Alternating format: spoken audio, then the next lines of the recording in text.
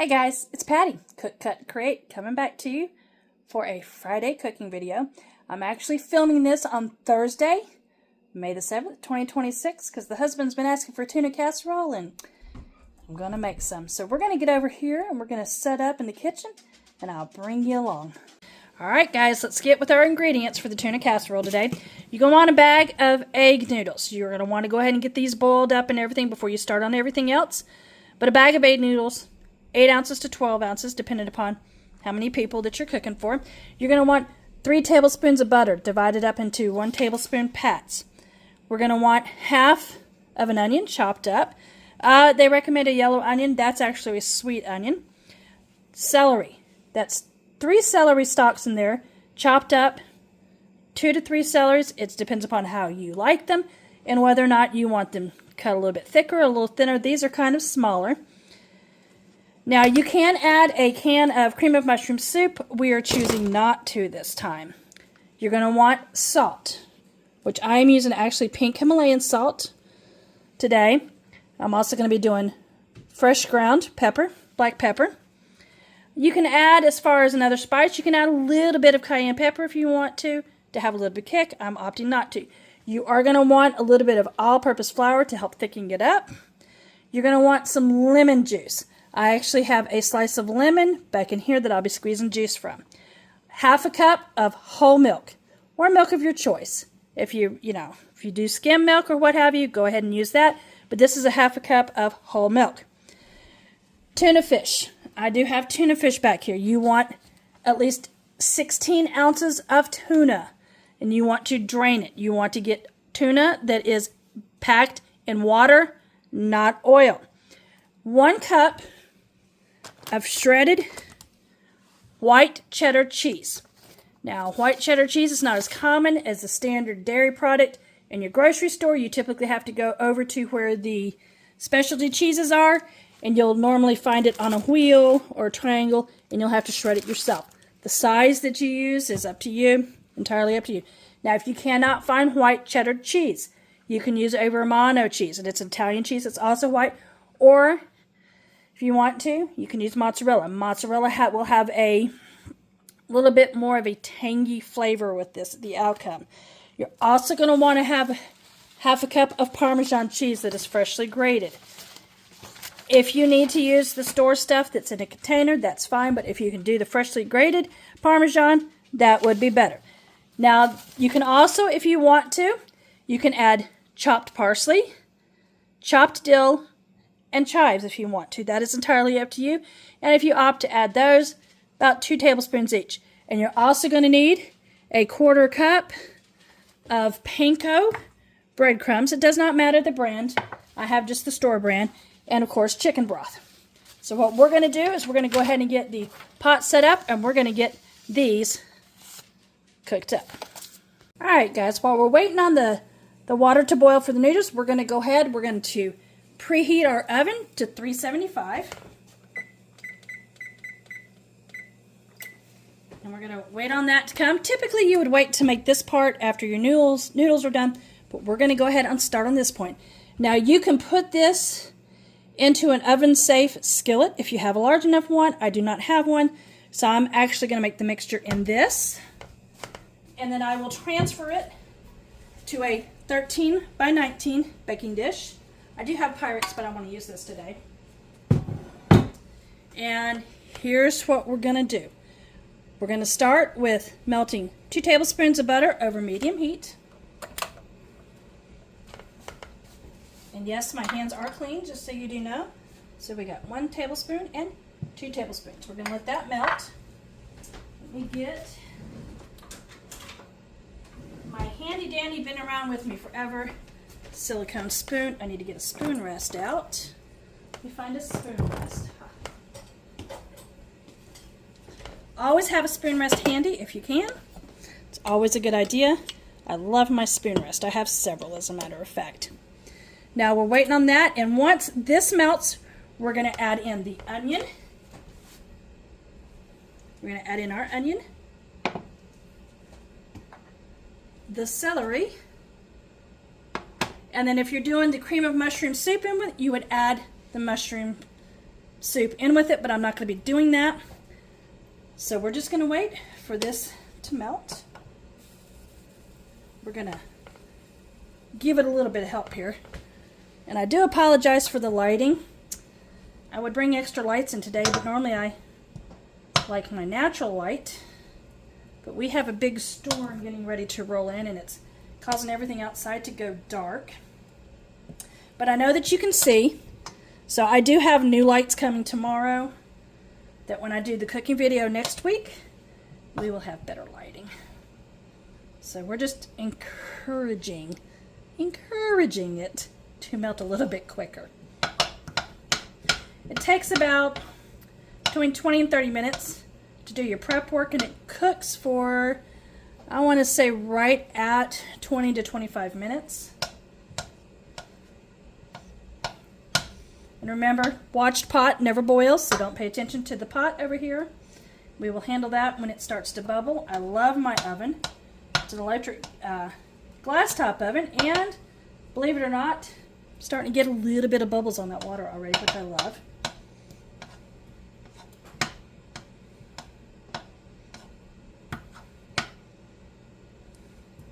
I'm going to let that work a little bit more. Melt up a little bit more before we add our onions and our celery. And like I said, if you're going to use cream of mushroom soup, once this is melted and you add your celery and onions, you would also add in your soup. So at this point, we're just going to kind of wait for the butter to melt. Alright guys, I had to step away real quick. That storm coming in has hail in it. So our butter, as you see, is melted. So we're going to go ahead and add in the onions. Get them in there real good. Then we're going to add in the celery. Our water is over here at about a half boil at this point. And remember, if you're going to use the cream of mushroom soup, you'd want to go ahead and add that in now. You're going to stir it every once in a while until everything gets a little bit soft. It takes about 5 minutes to do that, and I'm actually going to set a timer for 5 minutes and see how that works out. And once that reaches the point where it's soft, we will add in our salt, our pepper, and if you want to add cayenne pepper, you absolutely could at that point. At this point, we're waiting on this to come to a full rolling boil. And always remember, when you're doing pastas, you want a full rolling boil before you add anything into the pot.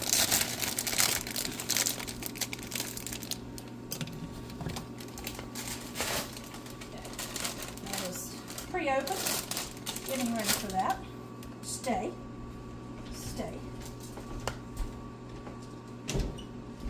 Normally I would be spread out, but I want you guys to be able to have everything on view here. So we're working. It's been right at a minute for this. The oven has reached its preheated temperature, which is good. Now you can actually not start this part until after your noodles are done and drained if you want. That is entirely up to you.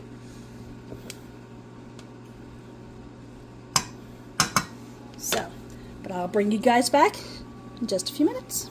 Alright guys, our water is boiling at this point. We can add our pasta noodles in.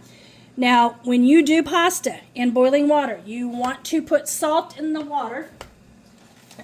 And as the wonderful Elise Myers says, you want it to taste like the ocean. So what you're actually going to do, I keep a jar of salt, because when I put salt into my pasta, I don't shake it from a jar. I will actually pour it into the palm of my hand and then drop it into the water. You know you succeeded adding enough salt when you could pause the boiling momentarily. So literally, I'm just going to put some in there, good heaping spoonful, and it whooed, and then paused for just a moment. And then you're going to want to add in your noodles. I am doing all 12 ounces of the noodles that I do have. And if you do not have a pasta spoon in your arsenal, I highly recommend it. This is one item that I think should be in everyone's kitchen if you do a lot of spaghettis, pastas, or anything else like that, because it just grabs a hold of your noodles and does so well. So we're going to want to stir it. And then we're going to let that come to a full boil and get those cooked. And at this point, our 5 minutes has passed to soften this up. So we're going to go to the next step with this. We're going to put our salt and our pepper and our cayenne in it. If you want to do cayenne, that's just a pinch. Salt, we're going to want about half a teaspoon of salt. And I am simply going to eyeball it. As they say, cooking with love. And it's picked Himalayan salt. So it goes a little bit further and it has a really good taste. But that is all personal preference. If you just want to use table salt or kosher salt, that it's entirely up to you. Now pepper, you're going to want a little bit of pepper in it. You can use your standard pepper that comes out of a shaker, or you can use fresh ground pepper, and I'm actually going to use fresh ground pepper. Come on. Why are you not coming out today? And I just leave it, there we go. It's coming out. You just want to make it tell that you can see the pepper on here. Which if you have soup in here, if you have the mushroom soup in here, just get a good layer on top of it. Don't overseason it too much. Okay, salt and pepper. We're going to stir that up a little bit.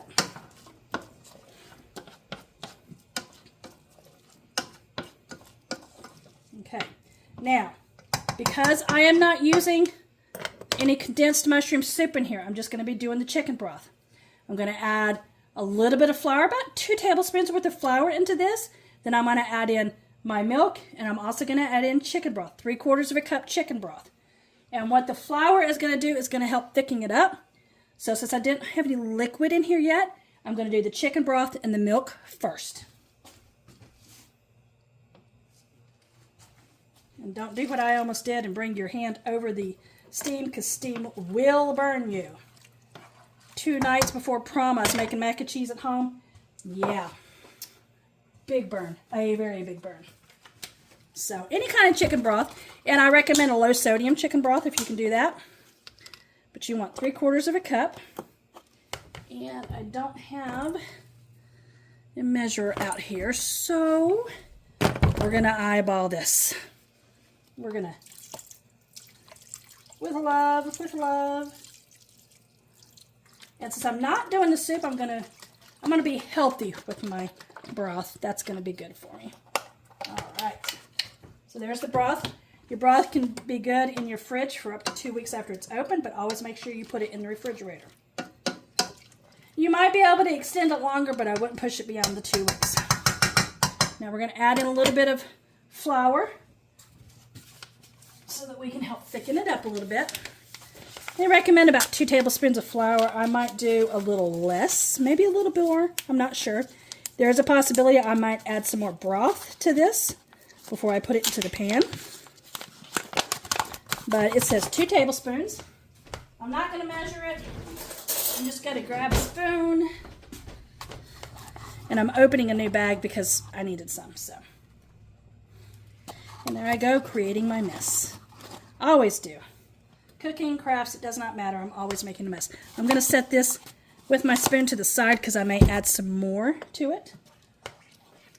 I'm not sure. There's a possibility of more broth and more flour later on. I'm not sure.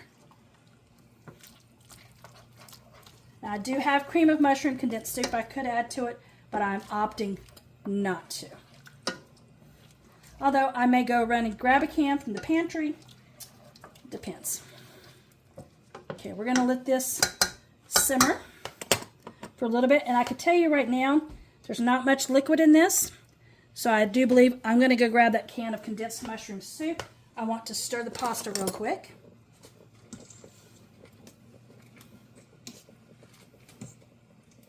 All right. I'm going to come right back. So I went and grabbed a can of my condensed mushroom soup out of my pantry. And we're going to add it in. And, you know, with it being condensed, you should typically add water, a can of it, but I'm not going to add a full can. I'm only going to add maybe half a can, and that's just simply because I could tell there's not enough liquid in it. Okay, so I'm going to add half a can. We're going to get it stirred up in here really good. And it is still on medium heat. We're going to get this stirred in really well.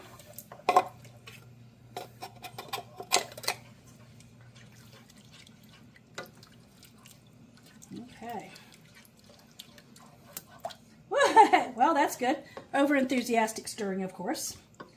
All right, we're going to let this simmer for 2 to 3 minutes, and then we will get to the next part. Check on our pasta here. Pasta is just about at the point where we can drain it. We're going to clean a little bit of our mess up here. I try to clean as I go when I'm cooking. Not always, but I try. As you see, the pasta is boiling well. Normally I would have the exhaust fan on my microwave to draw the steam up and out, but you would not be able to hear me if I did that. We're going to give this about 2 to 3 minutes, and we will be back. So, my camera died and I did not realize it. Our pasta was cooked. We have drained that. We have turned the heat off underneath this. We have added in the lemon juice, tablespoon of lemon, or squeeze your lemon really well. That's what I opted to do. Then you were going to add in, after that, you're going to add in your tuna. Remember, your tuna, a minimum of 16 ounces, packed in water, but drain the water off of it. You want to put your white cheddar cheese on next, half of the Parmesan, and if you're using the parsley, dill, and chives, add that next. And also, if you have someone that likes to have peas in their tuna casserole, mine are frozen, because I almost forgot them. You're going to add those in now. And we're going to think about how many do I want to add in here. It's green. Probably about half of a, let's see, how big is this bag? I'm not sure how big this bag actually is. We'll just say the amount of peas in there that you would like to have in there. We're going to add a little bit more in there. And I think we're going to call it quits on that. Next, you're going to add in your noodles. Now, I did a full 12-ounce bag. It recommends 8 to 12 ounces. And I'm going to start with, well, okay, they all went in there. Pasta spoons. This is where a pasta spoon comes in very handy. Get it mixed in very, very well. Now, that last pat of butter that you had from earlier, if you haven't already done so, go ahead and put it in the microwave, and I would like for you to melt it. We're working on getting this mixed together. And now, if you've got a big cast iron skillet, you could do it all directly in that. It can go into your oven. If it's an oven-safe skillet, I do not have one. The cast iron I have is not big enough. All right, I've got it mixed just about as much as I want to now. I'm going to go ahead and transfer this over to my 13 by 9 baking dish. And we're going to, and that's a Temptations. I'm going to go ahead and carefully, we're going to get rid of that spoon. Sink. We're going to carefully, I would dip it, I would pick it up and drop it in there. The way my luck goes, I would get it everywhere, and then I would never hear the end of it, because I'm a klutz sometimes, and I make giant messes. So we're going to get a lot of it put in here. I am actually probably going to add some more chicken broth, because I don't think there's enough liquid in it. Let's see if we can get this done without dropping it all over the place. Hey, looky there. I actually did. Scrape as much of this out of here as I can. Hopefully I'm in frame because I cannot see. I do know this much, it smells good. Okay, so it's in the sink. And my dog's just sitting here looking at me like, ooh, do I get some of that? No. And if you don't have it fully mixed up, you can go ahead and take the opportunity. Don't stop. Okay. That was a phone call coming in. Sorry about that, guys. So I'm mixing it. I'm going to go ahead. I'm going to add a little bit more chicken broth real quick. Just a little bit, because I know as it cooks, it's going to evaporate some of the fluid, the liquid in there. Okay. Mix it in. And now what we're going to do is our melted butter that we have. We're going to add the melted butter into the breadcrumbs. We're going to give them a stir. Let me grab a little spoon real quick. almost like doing a cheesecake crust, you know. Moisten it up a little bit. Now we're going to take the Parmesan, the rest of our parm. Going to mix some of it in there. We're going to reserve just a little bit. Mix that together. Okay, we're going to put this along the top of our casserole here.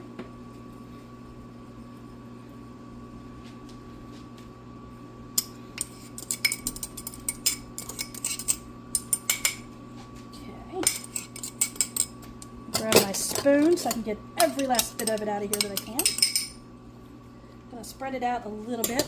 Now the remaining, if you reserved some of your Parmesan or if you have extra, take a little bit of this and sprinkle it across the top. Remember, our oven is set at 375. Okay. She's ready to go in the oven. So there she is. We're going to set her in the oven and we're going to cook her for 15 to 20 minutes until the top is bubbly and golden. So I will be back with you shortly. Alright guys, I wanted to give you a sneak peek. It's actually been about 25 minutes. But I wanted to show you.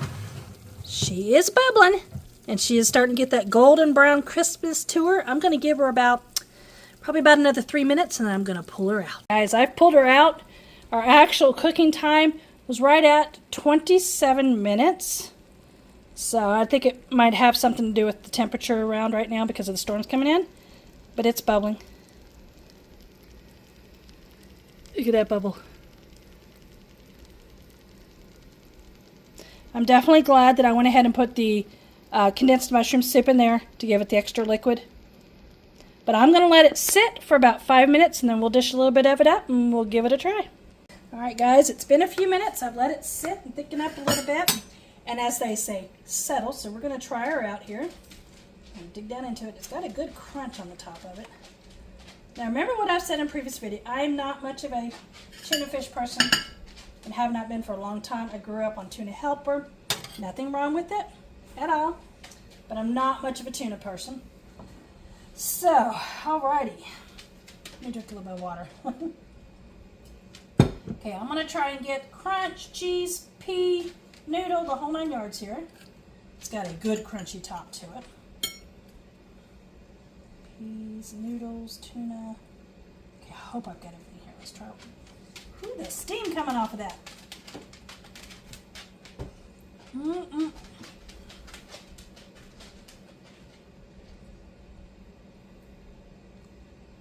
Oh, wow. Okay. Guys.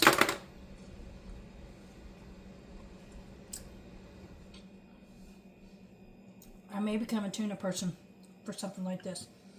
Can't wait till my husband gets home. He's still working. I gotta try.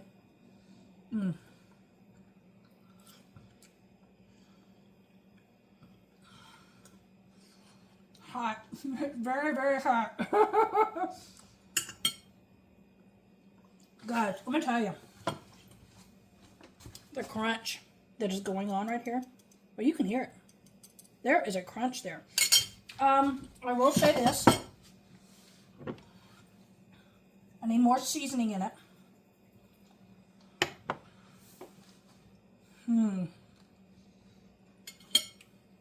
In the future, I'll have to ask the husband, but I think there will be cayenne pepper in it in the future, simply because I think it would make a difference. Yeah.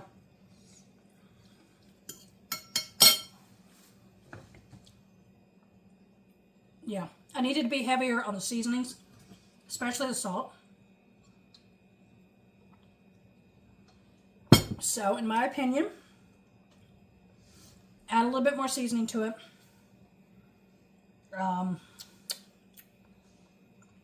In hindsight, because as I've gotten older, I like more seasonings now.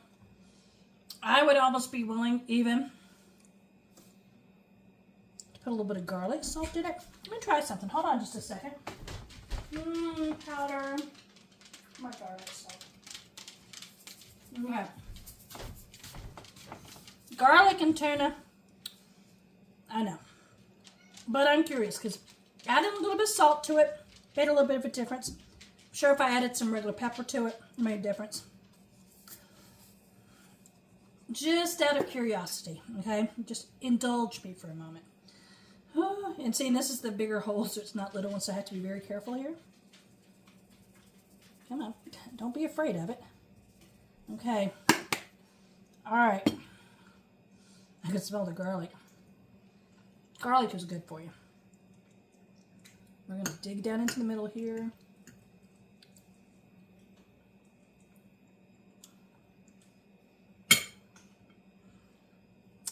Wow. I almost want to do an Emerald Lagasse bam moment. If you are willing to risk it when you bake a tuna casserole, put some garlic salt in it. Wow. Wow. Let me try another bite of that.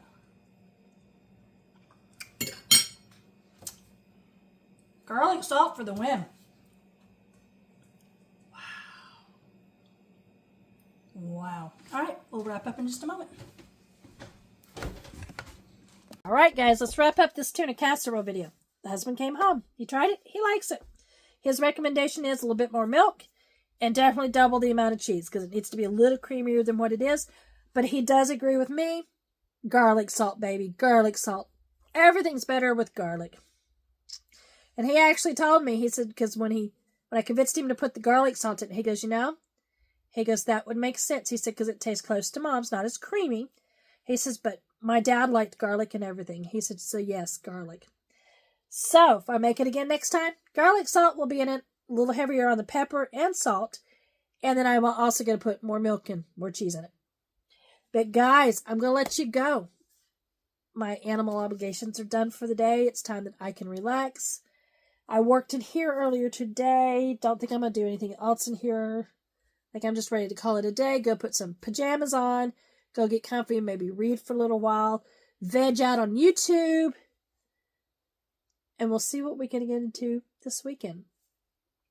The cooking video, the tuna casserole. I hope you guys enjoy it. Play with your food, people. Play with your food. Experiment. Find something that works for you and that you really, really enjoy. And until next time, remember what I always say. Love yourself. Believe in others. And inspire those around you. See you next time.